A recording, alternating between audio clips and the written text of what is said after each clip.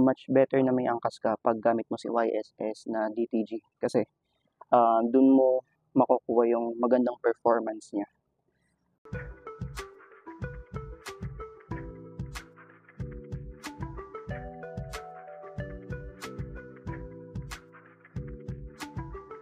At ayun naman nga guys, may tanong si boss, okay pa rin daw ba tong YSS kung may angkas ka? Hindi ba daw siya tumutukod dito? Actually boss, hindi siya talaga tumutukod.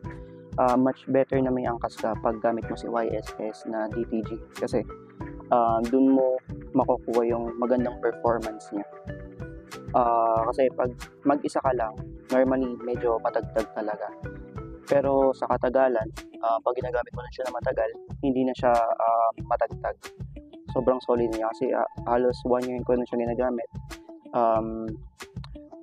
Yung performance niya after 2 to 3 months, okay na yung bounce niya nung ako na lang mag-isa. So, syempre, normally, lahat naman ng mga bagong shocks is matagtag talaga. Lalo na pag mga DTG, yung mga walang tangke. Ayan. Pero katagalan, lumalambot din yan ng konti, kahit pa paano.